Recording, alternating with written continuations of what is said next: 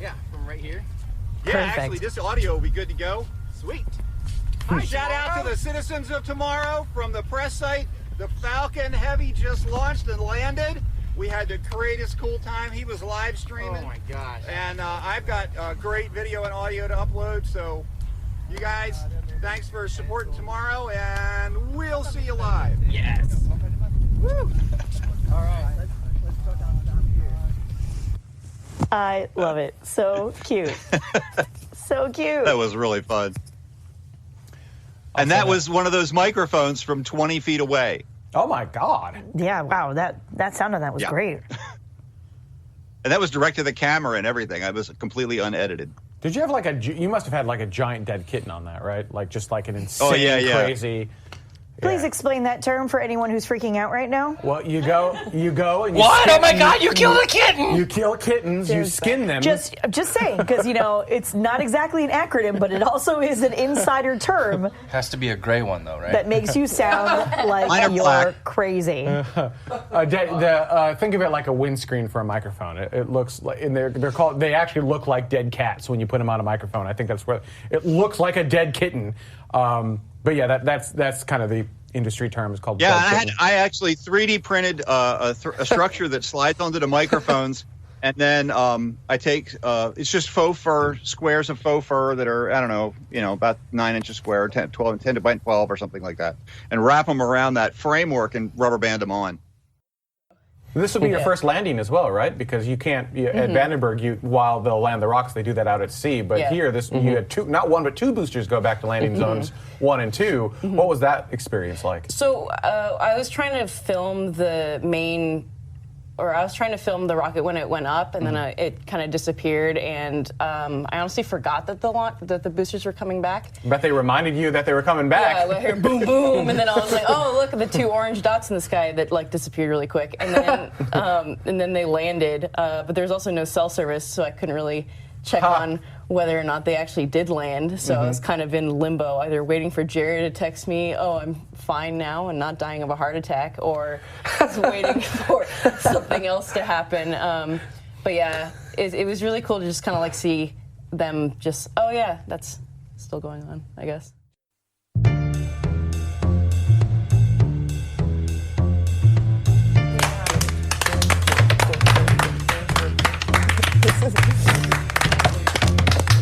Not to be awkward.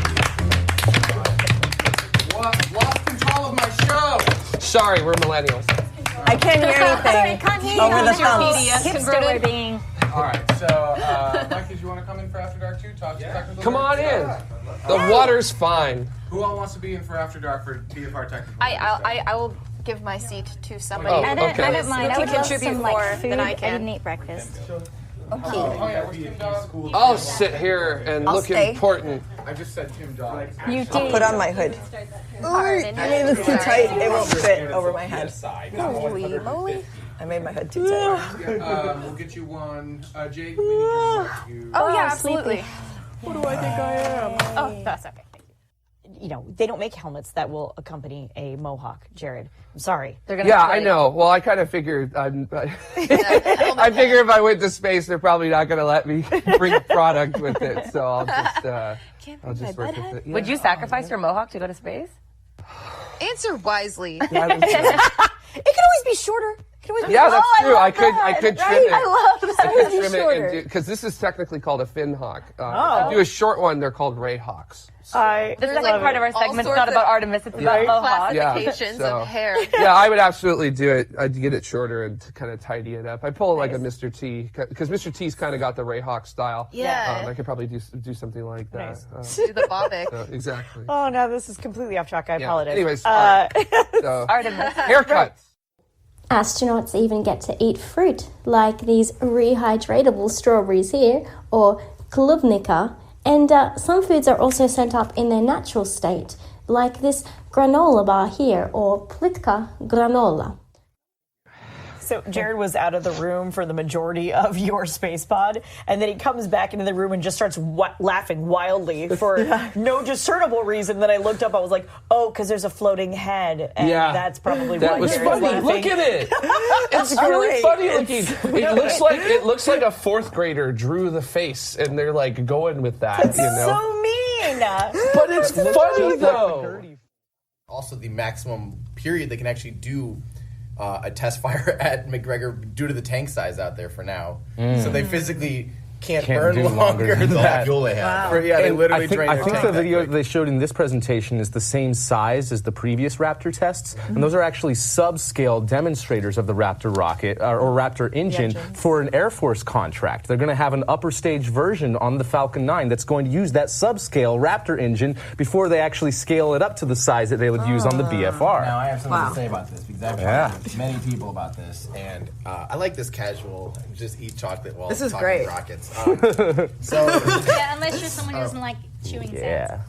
Chewing away from the mic. The entire internet? Yeah.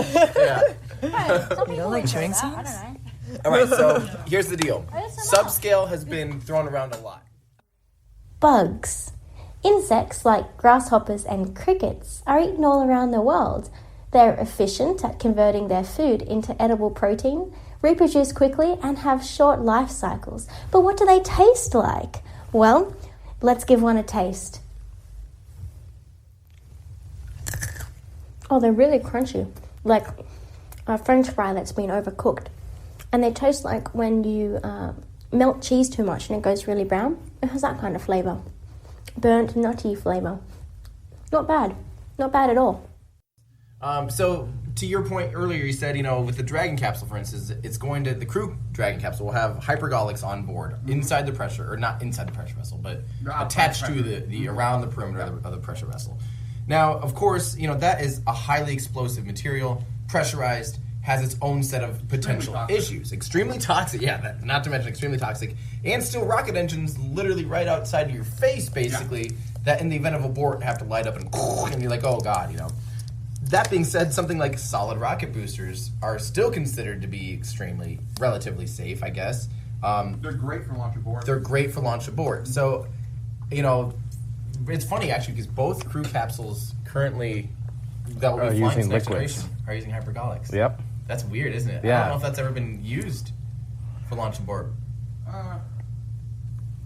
And now it's being used on both.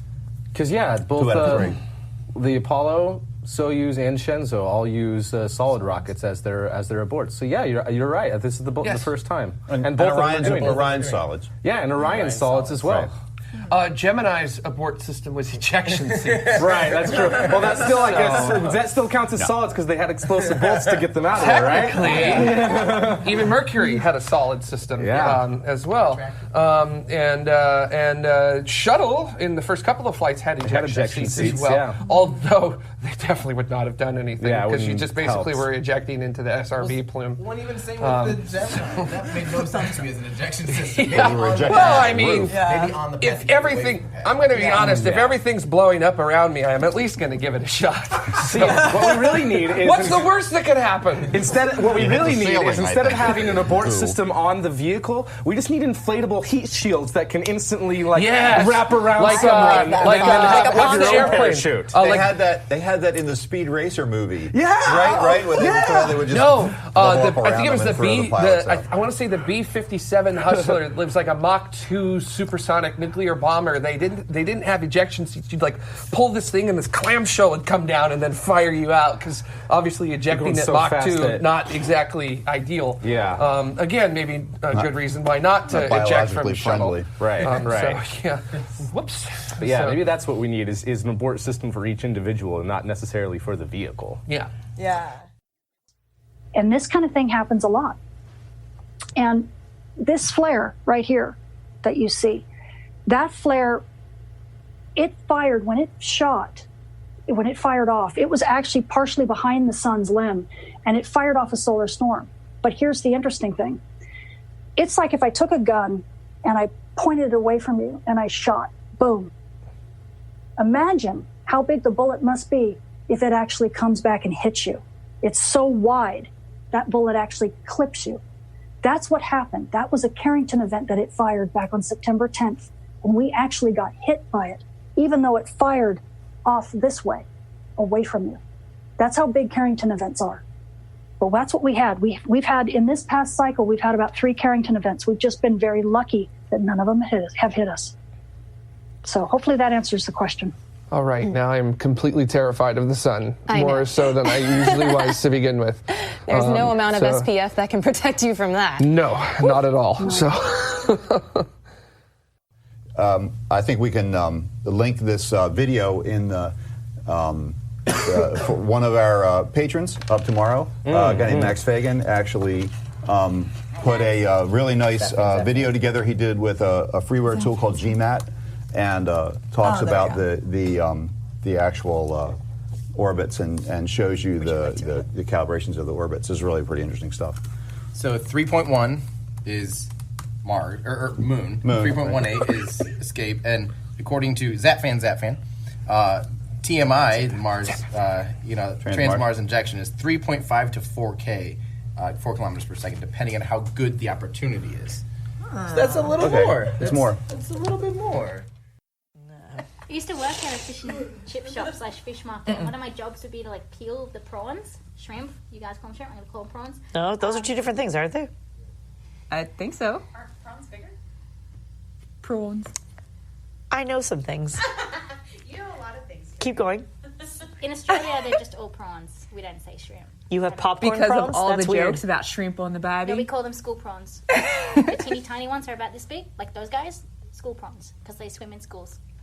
Because they swim in schools. So shrimp or amazing. Different animals. That is the best thing ever. Go on. I am learning so much about shrimp right And what do you call crayfish? Uh, Are they like? I call are they them like crawfish. river prawns? Yeah, there you go. you mean? Are you talking about yabbies? I don't know. I don't know what the. Where's the yabby? I love it. Let's learn Australian. All right, internet. Let's look up what a yabby is. This is a yabby. It's a yabby. Yabby. Yeah. Crawfish. Yabby. Yeah. So they both have 10 legs and possess external skeletons. Oh, It's a yabby. Yeah. sure is. Go on. You had some sort of story. I have no idea where you were anymore. And I was like, oh yeah, so I have to, that was my job. Like, I would peel like 5 kilo. You can use kilos. You use kilos. Do it. It's fine. 5 kilos. There's plenty of drugs in America. They know what it is. Wait, what's 5 a kilo? kilos of prawns. And like they would stab me, right? So I would get like all these stabby cuts in my fingers, and it was just a terrible job. Why didn't you wear gloves? Because if you're wearing gloves, then you can't peel them as quickly because it doesn't have not You the same can't get the- tactile feel. You peel the meat away with the. Yep. And you would waste meat. So that's bad. Wasting is bad. By the way, I want to say this now. We should have said this at the very beginning. If someone happens to be watching this, if you guys end up posting this outside of like the Patreon exclusive thing, this is not. This is always gets posted outside of Patreon. That's so. If you're happening to tune this in because you're seeing BFR and you're like, "What is this? This is not the This is just the casual conversation portion of the show." Yes. Right. So it's don't separate. judge the fact that I walked in having recently urinated and then had to spit chocolate out. Like that's not. And then none of us made a big deal out of it. I don't know what you're saying. That's pretty normal for us. Pretty normal. This is our normal show. Yeah. Tim, that's why we didn't notice. So. Space yoga. Welcome to After Dark. If you expected more polish than that, I'm sorry. Exactly. We need Carrie to do that really cool voiceover. I was like, "This is After Dark." Something. Oh, What she used to say. yeah. What she used to say. The sultry intro. Yeah, the sultry. We missed the sultry intro, Carrie Ann. You want to do it? We know. Sure, what? No. We want you to do your old intro to After Dark again. But it's not Space Midcast anymore. You're true. I know. I want to hear it. Is it like, this is After Dark? Welcome. Yeah, that's something We have like goldfish. No, I would never say those things.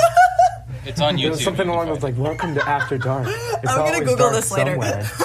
did it for everyone, and y'all ignored me. Yeah. So, Oh, whoa. Too late now. All right. Too late now. One and done. I love ignoring Ben. Wait, there's a Ben here? We'll see you later, guys.